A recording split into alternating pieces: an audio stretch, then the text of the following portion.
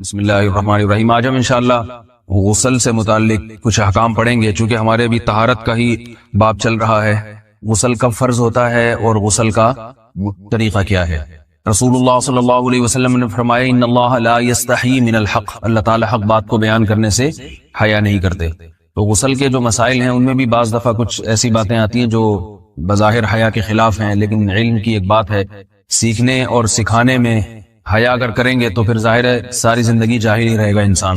اور غسل کے مسائل سیکھنا اس لیے ضروری ہے کہ غسل جب فرض ہوتا ہے تو جب تک مکمل غسل نہ ہو آپ کی نماز ادا نہیں ہوتی۔ رسول اللہ صلی اللہ علیہ وسلم نے فرمایا الماء من الماء، حدیث ہے کہ غسل فرض ہوتا ہے خواہش نفس کے ساتھ جسم سے منی خارج ہونے سے۔ مرد پہ غسل کب فرض ہوگا؟ جب اس کے جسم سے شہوت کے ساتھ منی خارج ہو۔ منی بالکل سفید رنگ کی چیز ہے، ایک ہوتی ہے مزی۔ شہوت پیدا ہونے سے اگر کسی کے مرد یا عورت کے صرف رطوبت خارج ہونا شروع ہو گئی، اس سے غسل فرض نہیں ہوتا۔ جب تک مکمل شہوت پوری نہیں ہو جاتی اور مادہ منویہ خارج نہیں ہو جاتا، چاہے احتلام کی صورت میں ہو یا کسی بھی طرح سے ہو۔ مردوں کے ساتھ چونکہ یہ بہت زیادہ ہوتا ہے، نائٹ فال کی صورت میں مردوں پر غسل کی یہ صورت بہت زیادہ فرض ہوتی ہے۔ جیسے ہی بلوغت ہوتی ہے تو احتلام شروع ہو جاتا ہے، ہفتے میں 1 دفعہ 2 دفعہ 3 دفعہ، بعض نوجوانوں کو روزانہ بھی 2 دفعہ ہوتا ہے۔ جبکہ خواتین میں یہ والے غسل کی صورت بہت ہی کم ہوتی ہے کہ ان کو نائٹ فال ہو یا اس طرح سے غسل فرض ہو۔ ہزاروں میں کسی ایک عورت کے ساتھ ایسا ہوتا ہے۔ ایک صورت تو یہ ہے غسل فرض ہونے کی۔ دوسری صورت کیا ہے کہ جب انسان اپنی زوجہ کے ساتھ ملاپ کرے اور انٹرکورس ہو جائے، چاہے اس صورت میں ڈسچارج دونوں میں سے کوئی ہو یا نہ ہو، لیکن دونوں پہ غسل فرض ہو جائے گا، مرد پہ بھی اور عورت پہ بھی۔ یہ تو مردوں کے غسل کے فرض ہونے کا۔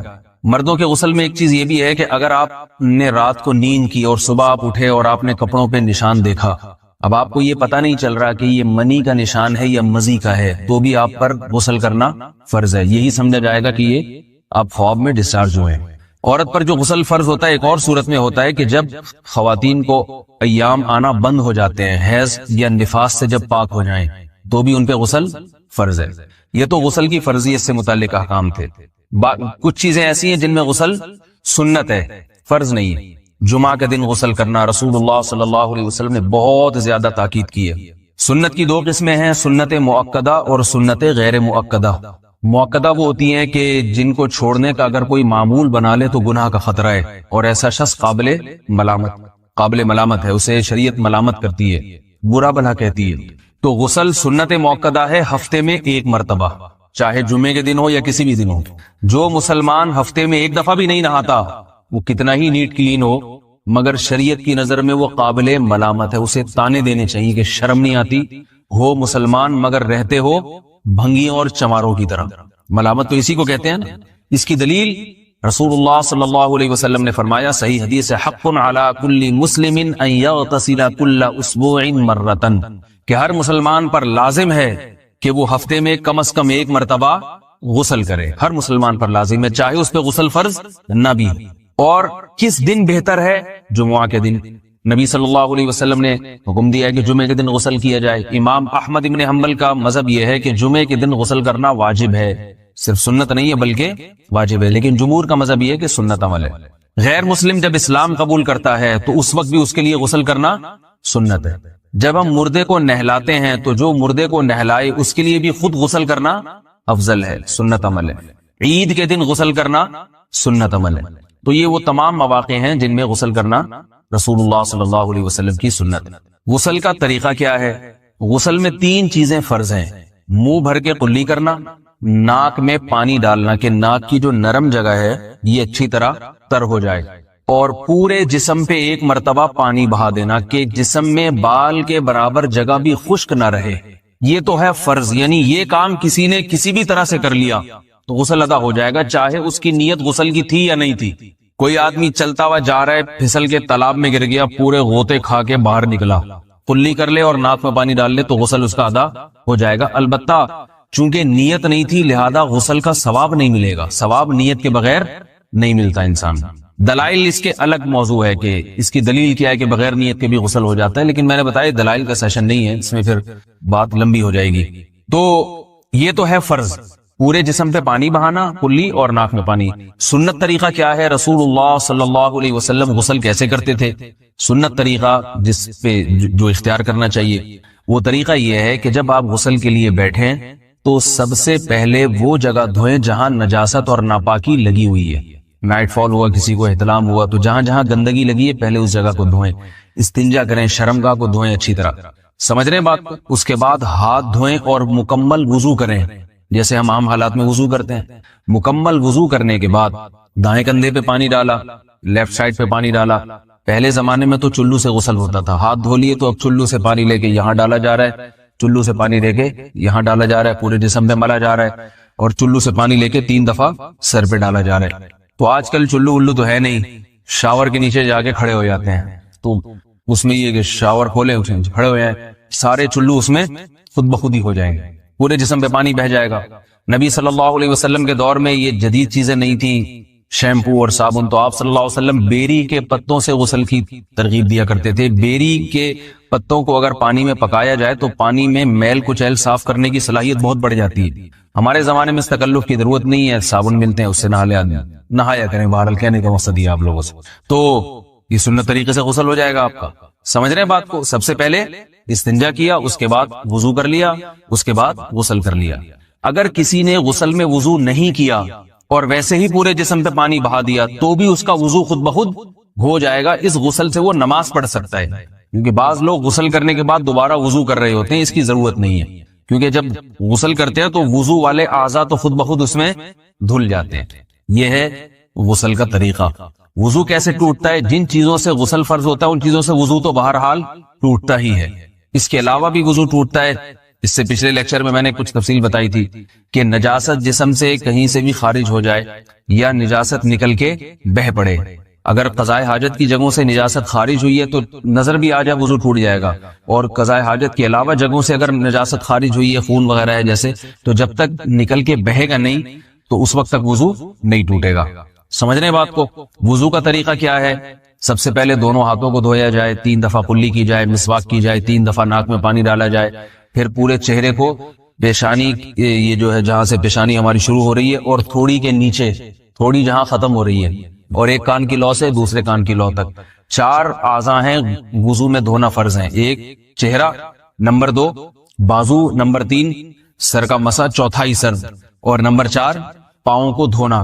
اس کی دلیل قرآن مجید کی مشہور آیت ہے فَاغْسِلُوا وُجُوهَكُمْ وَأَيْدِيَكُمْ إِلَى الْمَرَافِقِ. اللہ فرماتے ہیں ایمان والو جب نماز کا ارادہ ہو تو اپنے چہروں کو اور اپنے ہاتھوں کو دھو، سر کا مسا کرو اور پاؤں کو ٹخنوں سمیت دھو. دھونے کا حکم ہے قرآن مجید میں.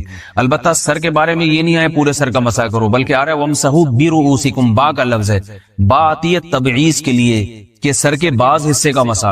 اب بعض حصے کا قرآن حدیث میں کہیں تذکرہ نہیں ہے، تو اس میں فقہاء کرام کے اجتہادات ہیں. امام شافعی فرماتے ہیں تھوڑا سا بھی ٹچ کر لیا سر کو ہو جائے گا. امام ابو حنیفہ فرماتے ہیں نہیں، کم از کم 1/4 کا ہونا ضروری ہے. سب کے اپنے اپنے دلائل ہیں، ان دلائل میں نہیں جاتا. فقہ حنفی کو جو فالو کرنے والے ہیں تو ان کو چاہیے کم از کم 1/4 سر کا مسا. یہ فرض ہونے کے لیے ضروری، مگر سنت کیا ہے؟ پورے سر کا مسا. نبی صلی اللہ علیہ وسلم دونوں ہاتھوں کو بھگو کے پورے سر کا مسا کرتے تھے ایسے. سمجھ رہے بات کو؟ اور مسا کے جو یہ ٹیکنیکل طریقے ہیں کہ آپ یوں پہلے انگلی بنائیں، پھر یوں لے کر جائیں، پھر یوں گھما کے لائیں، پھر یوں، یہ ٹیکنیکل طریقے حدیث سے ثابت نہیں. مسا کا طریقہ کیا ہے؟ بھیگا ہوا ہاتھ لے کے ایسے پورے سر کو ہو گیا. پھر حدیث میں یہ بھی ہے کہ یوں لے جاؤ اور یہ بھی ہے کہ 2 واپس بھی لے کر آؤ، دونوں طرح سے ثابت. تو ایسے بھی کر سکتے ہیں کہ یوں لے جائیں، اور ایسے بھی کر سکتے ہیں لے کے جائیں اور پھر واپس بھی لے آئیں. دونوں طریقے جائز ہیں، لیکن کم از کم سنت اتنی ہے کہ پورے سر کا مسا ہونا چاہیے. بعض لوگوں کو شو مارنے کا شوق ہوتا ہے، اگر وہ واپس لائیں تو بال ان کے خراب ہو جاتے ہیں، کہتے ہیں یار یہ پھر مسئلہ خراب ہو جائے گا. تو پھر ایسے لوگ صرف یوں ہی لے جائیں کافی ہے. افضل تو یہ کہ یوں بھی لے جائیں، یوں بھی لے جائیں، دونوں طرح سے صحیح ہے. بہرحال دونوں حدیث سے ثابت ہیں. سمجھ رہے بات کو؟ اور یہاں ایک اہم مسئلہ بتا دوں، قرآن مجید نے پاؤں کو دھونے کا حکم دیا ہے، پاؤں پہ مسا کرنے کا حکم نہیں دیا. اور حدیث میں خفین پر مسا کرنے کا حکم ہے. تو قرآن اور حدیث کو فقہاء نے جمع کیا ہے، لہذا وہ موزے جن میں آسانی سے پاؤں دھوئے جا سکتے ہیں ان میں چاروں ائمہ کے نزدیک پاؤں پہ مسا کرنا جائز نہیں. سعودی عرب میں جو بعض سلفی حضرات اور یہاں ہمارے ہاں بھی اہل حدیث حضرات نے عام موزوں پر بھی جو مسا کی ایک روایت ڈال دی ہے، اسلاف میں، تابعین، تبع تابعین میں اور چاروں ائمہ کے مذاہب میں اس کا ثبوت نہیں ملتا. اگر اسلاف میں کوئی قائل بھی ہے تو ایک شاذ قول، اکا دکا قول ملتا ہے، ورنہ یہ ائمہ اربعہ کے مذہب کے خلاف ہے. اور جو احادیث جو نقل ہوتی ہیں صحیح سند کے ساتھ ان کے بھی خلاف اور قرآن کی آیت کے بھی خلاف ہے. اس لیے کسی نے عام ساکس پہ اگر مسح کر لیا، جو عام طور پہ آفس پہن کے جاتے ہیں لوگ، اس میں تو پاؤں، آپ اگر ساکس کو پانی کے نیچے رکھیں پورا پاؤں دھل جائے گا آرام سے. تو وہاں کیا ہو رہا ہے کہ قرآن مجید کے حکم کی مخالفت لازم آ رہی ہے، آپ پاؤں دھو نہیں رہے. تو اس لیے ہم یہ سمجھتے ہیں کہ اس صورت میں نماز ادا نہیں ہوگی. سعودی عرب میں بعض سلفی حضرات نماز پڑھاتے ہیں، وہ ایسے ہی کرتے ہیں کہ عام ساکس پہ مسح کر کے نماز پڑھا لیتے ہیں. تو فتویٰ اسی پر ہے کہ ان کی اگر کسی کو یقین ہے کہ اس نے عام ساکس پہ مسح کر کے نماز پڑھائی ہے تو اس کے پیچھے نماز ادا نہیں ہوگی، کیونکہ قرآن کے مطابق اس کا وضو ہوا ہی نہیں ہے.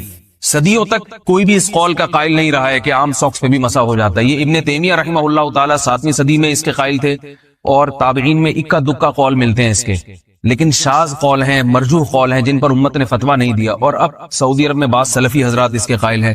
ہمارے ہاں اہل حدیث حضرات بھی چونکہ اکثر سعودی عرب کے سلفی حضرات ہی کو فالو کرتے ہیں، تو انہوں نے بھی وہیں سے یہ فتویٰ لیا ہے. لیکن ائمہ اربعہ کے مذہب میں اور دلائل کے لحاظ سے دیکھا جائے تو یہ مذہب کمزور ہے. قرآن نے پاؤں کو دھونے کا حکم دیا، آپ دھوئیں گے پاؤں جب تک دھونا ممکن ہے. چمڑے کے موزے ہیں ان کو دھونا ممکن نہیں ہے اتارے بغیر، لہذا ان موزوں کے اوپر مسح ہو جائے گا. تو اس سے قرآن پر بھی عمل ہو جائے گا اور حدیث پر بھی عمل ہو جائے گا. اس لیے ائمہ اربعہ نے جو قرآن و حدیث کو سمجھ کے جو فیصلہ کیا ہے اس پہ چلنا ہمارے لیے زیادہ مفید ہے بنسبت آج کل کے جو علماء ہیں ان کی اپنی ذاتی آراء پر.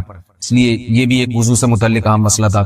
سمجھ رہے ہیں؟ باقی تو ماشاءاللہ وضو کرنا سب کو آتا ہی ہے. اور وضو کے بعد دعا کیا ہے؟ کلمہ شہادت، اشہد ان لا الہ الا اللہ وحدہ لا شریک لہ اشہد ان محمدا عبدہ ورسولہ اللہم اجعلنی من التوابین واجعلنی من المتطہرین. اے اللہ تو مجھے بار بار توبہ کرنے والوں میں شامل کر دے اور بار بار پاکیزہ رہنے والوں میں شامل کر دے.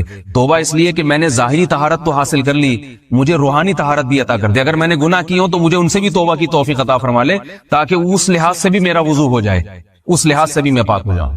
سبحانک اللہم و بحمدک، نشہد ان لا الہ الا انت، نستغفرک و نتوب الیک.